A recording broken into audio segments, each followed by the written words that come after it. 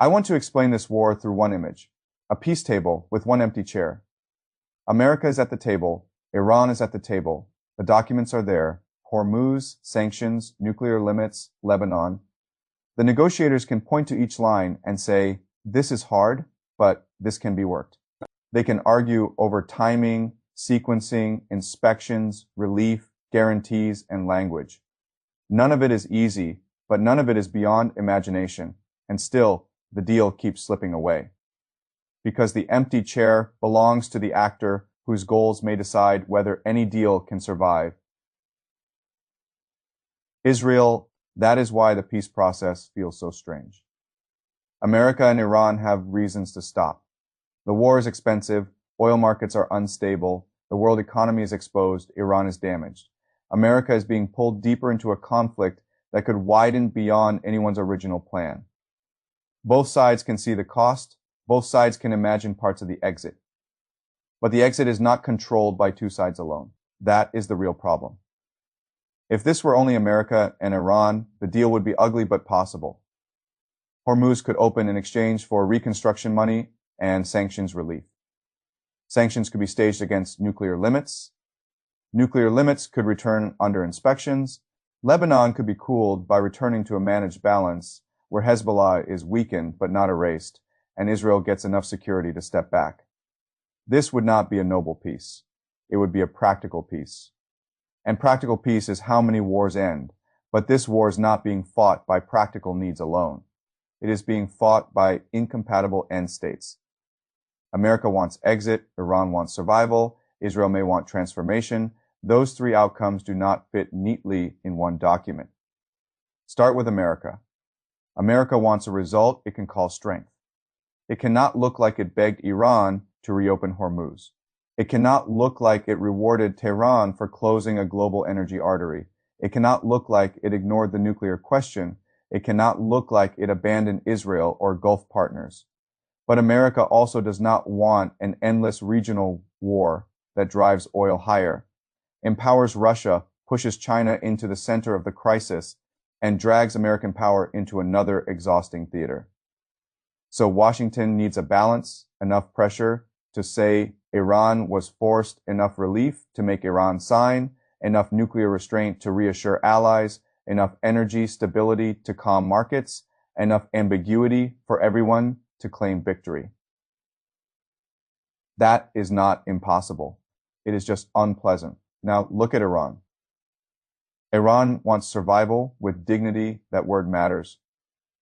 Dignity is not softness in this context. It is political survival. Tehran cannot simply say it lost everything.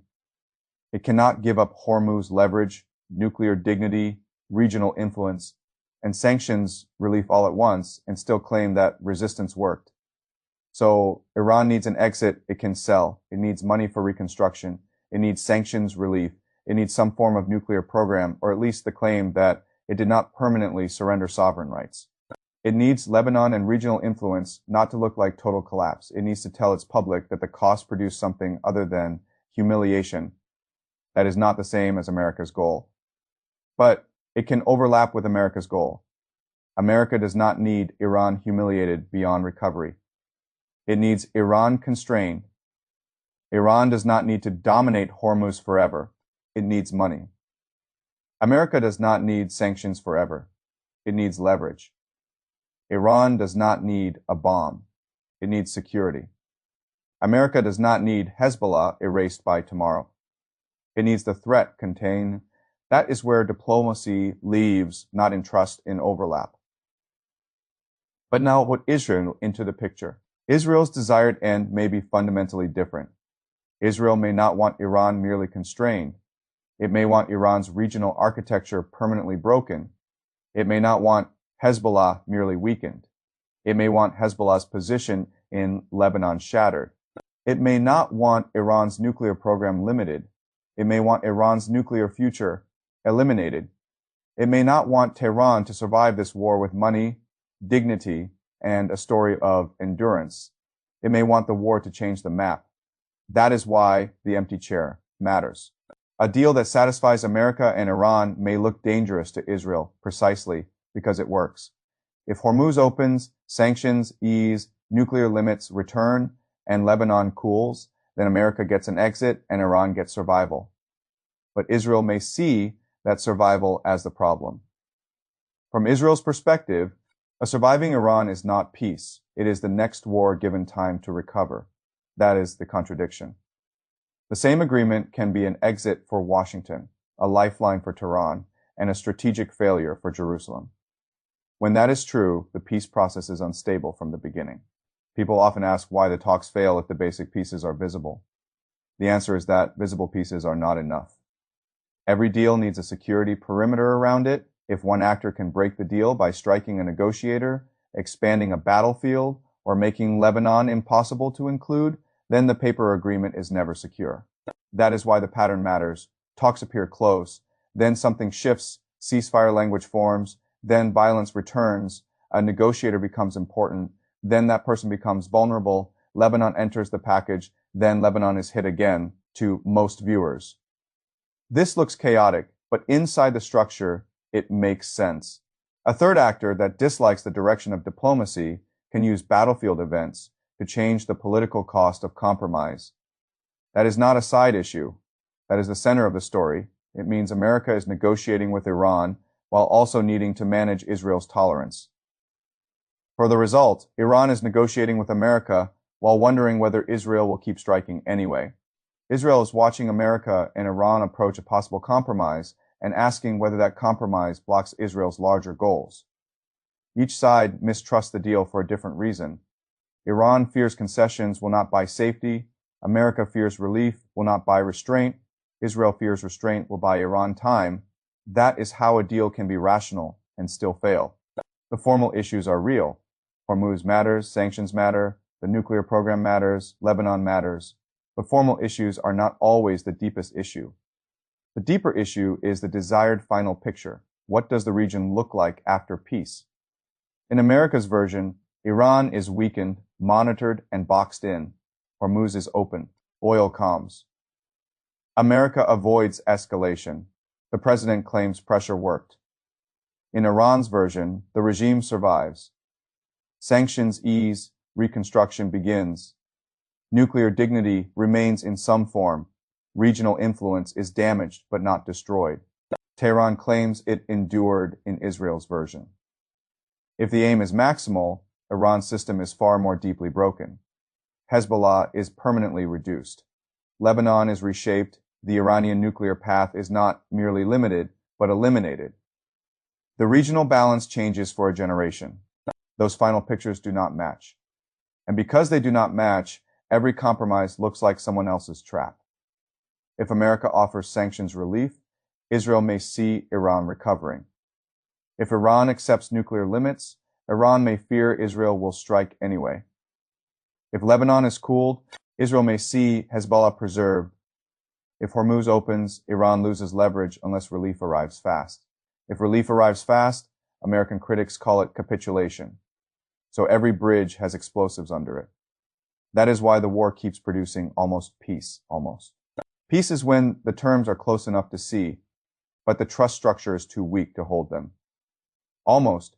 Peace is when negotiators can explain the compromise but cannot protect it from the battlefield, almost. Peace is when everyone knows the cost of war. But each actor still believes one more round might improve its position. That is where this conflict sits. America thinks pressure can produce a better deal. Iran thinks endurance can preserve dignity. Israel thinks continuation may produce strategic transformation. Those beliefs cannot all be true forever. Something will break. Either the war becomes too expensive and all sides accept a smaller outcome, or one actor pushes too far and the conflict expands, or America finally admits that the negotiation is not bilateral and starts treating Israel's war aims as a central variable, not a background assumption. That last point is the most uncomfortable. Washington is used to talking about Israel as an ally. In many ways, it is, but an ally can have different incentives in a specific war. Friendship does not erase divergence. Shared enemies do not guarantee shared end states. Helping apply pressure is not the same as wanting the same exit if America cannot say that privately. It cannot solve the problem publicly. because the problem is not only Iran's demands, the problem is the mismatch between the deal America may need and the outcome Israel may want. This does not make Iran innocent. Iran built proxy networks. Iran advanced a nuclear program. Iran used Hormuz as leverage. Iran's leaders made choices that brought consequences. It also does not make Israel irrational. Israel has real security fears. Hezbollah is real. Iranian power is real. Nuclear risk is real. From Israel's perspective, leaving Iran alive and partially capable may look like postponing disaster, but geopolitics is not about proving one side has feelings. Everyone has reasons. The question is whether those reasons can fit into one settlement right now. They do not. That is why a deal can look close and still unreachable on paper. America and Iran can trade sanctions for money for opening Hormuz, inspections for nuclear dignity, Lebanon de-escalation for regional balance. But the missing trade is with Israel. What does Israel get for allowing the war to end before Iran is permanently broken? What security guarantee satisfies Israel enough to stop? What Lebanon arrangement is acceptable? What nuclear limit is enough? What happens if Israel decides nothing short of transformation is enough? Those questions are not side questions. They are the deal until they are answered. America and Iran are drafting a contract in a room where one of the people who can burn the contract is not being treated as a signer. That is bad negotiation. It is also dangerous because every failed almost deal teaches the actors to distrust the next one. Iran learns that concessions may invite more attacks. Israel learns that pressure works if it prevents compromise. America learns that diplomacy is fragile and reaches for more pressure. More pressure then makes Iran demand more dignity. More dignity makes Israel more suspicious. The loop tightens, and while the loop tightens, the world economy sits exposed to Hormuz. Oil prices react to rumors. Shipping companies price risk Gulf. States watch nervously. China calculates energy security. Russia benefits from disruption. Civilians pay the cost of leaders trying to improve their positions before the music stops. This is why the idea of a simple peace deal is misleading. There is no simple peace in a three-sided war. A two-sided deal answers two sets of needs.